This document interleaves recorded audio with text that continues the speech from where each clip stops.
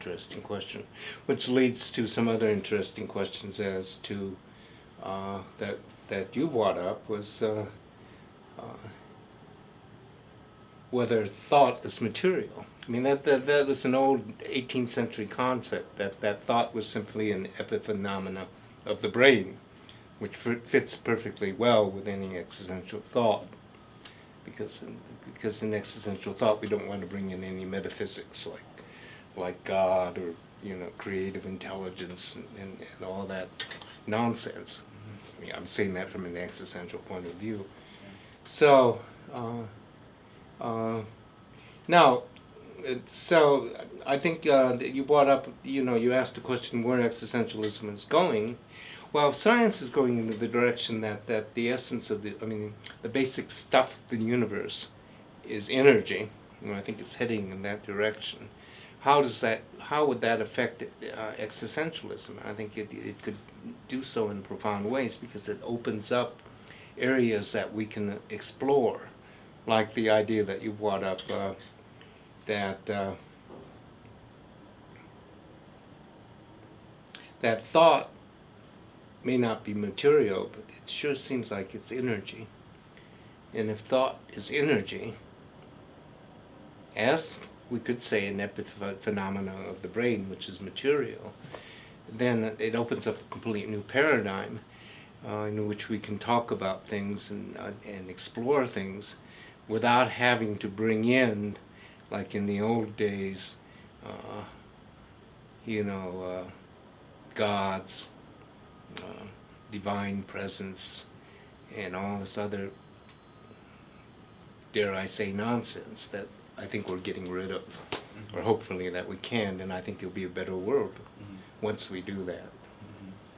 I just wanted to just have this conversation with you. That experiment they did with light, when they had those two slits, and then they bombarded a bunch of protons that they thought were physical particles going through the slits, and when they came out on the other side, they were actually acting as if they were a wave. Exactly. So what the particle theory almost was lost, and now we're seeing that light acts, that it's almost a property that's going through these slits instead of actual particles, finite particles themselves. Yeah, and that's good. And then existentialists would say things are what they do. So if they're acting like a particle, then they're a particle. But if they're acting like a wave, they're acting like a wave. And then there's no way, and to ask the question is, what is the essence of matter? Is there's no permanent essence, right? It just does what it does. And then that gives us a framework not only to do science, but it gives us a framework to live our lives, right? We discover ourselves. Right. And it's not, the Christians would say that you're born, that we're born evil. I mean, with original sin. Well, you're bringing in an assumption. How do you empirically test that, right? I mean, but we can't. I mean, it may be true. I don't know. But the way we, in the personal thing, our personal thing, in our personal lives, we are what we are, and I mean, we are what we do. We are what we do. And a good example of that is one the two existentialists during the war. One was German, and one was French, and his name was Albert Camus.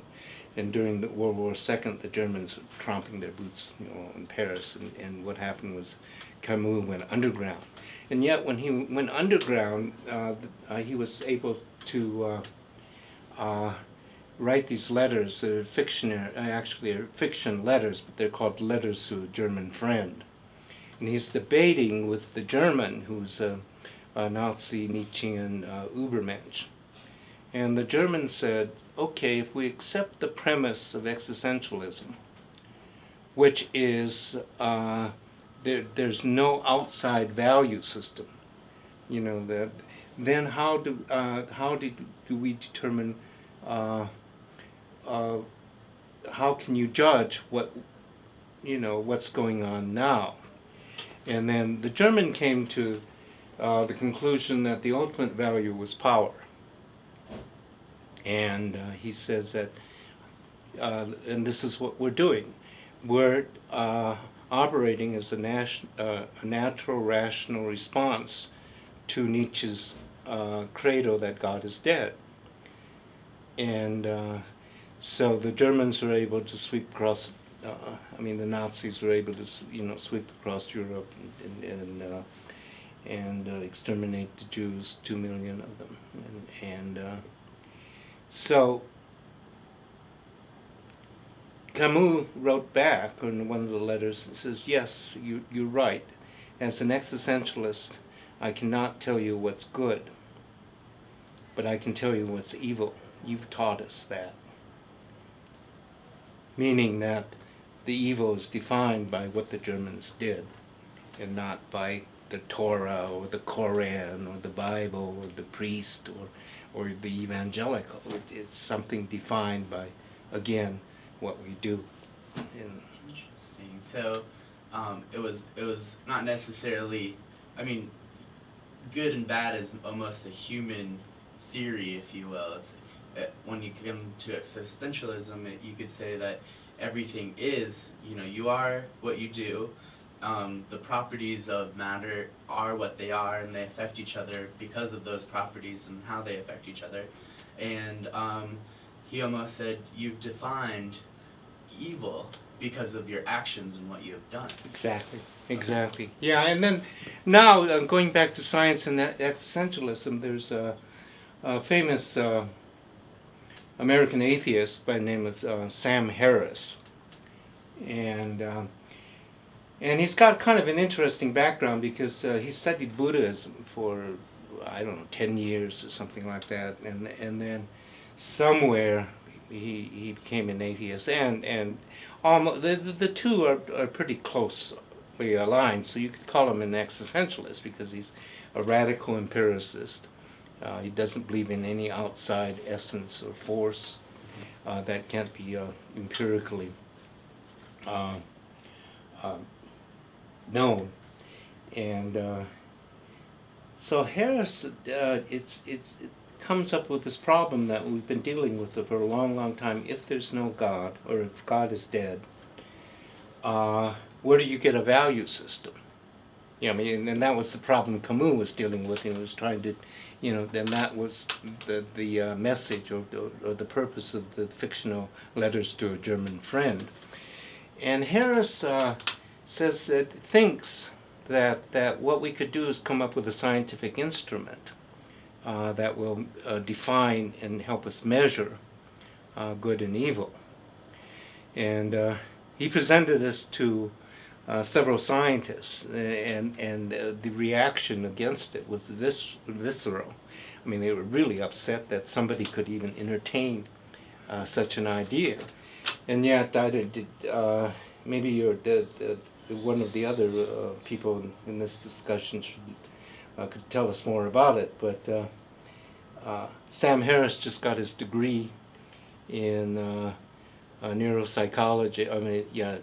Neuroscience at his PhD at Stanford. So he's looking at the scientific aspects of it, and it's not like he's speaking as a uneducated humanist. Uneducated in the sciences. And so, again, I think science and existentialism can help science, and science can help existentialism, and that may be the next direction of where we're heading in terms of knowledge and human thought. So moving on to our next question, what for people, if someone's coming from a point of not knowing anything about existentialism, what is the theory? What is the underlying message of existentialism? Okay. Well, I think we outlined two of them. One is you are what you do, and things are how they act. So basically, and the other part, the negative of that is that there are no outside external metaphysical forces operating in that.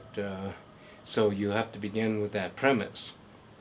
Now, I would recommend for this generation the films of Ingmar Bergman, Swiss producer and director.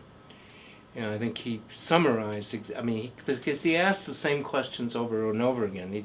He talks about modern Swedish society, Scandinavian society, and nobody in Scandinavia believes in God anymore, right?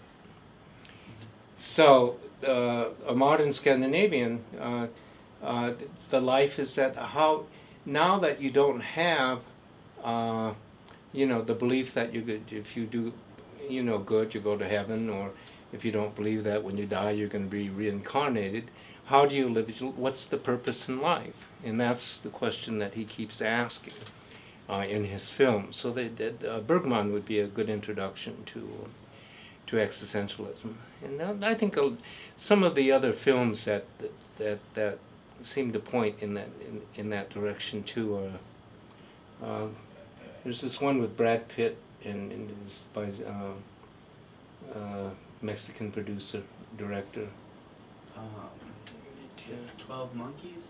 Could be, but a lot of films are coming out with existential themes, but going beyond, because they all begin with the premise of the rejection of a lot of them begin with the premise of reject. They're asking for meaning, and I think basically that's what existentialism is how, as an individual, do you develop meaning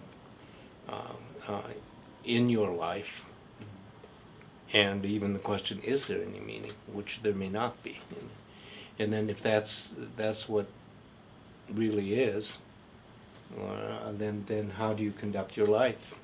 Right. And it seems to me it's a very honest approach, isn't it? It's not delusional. Right? We know we have to do things, like you have to earn a living. You're going to go in the film production, and you are in film production, and then sometimes you sit back and say, all this is really, really good. I have all my material comforts. I'm not starving. And then you say, what now? Or what then? So, yeah. It's almost a hybrid, between, we have these extremes where, there's these religions of the world that are already defining the way you should live your life, almost.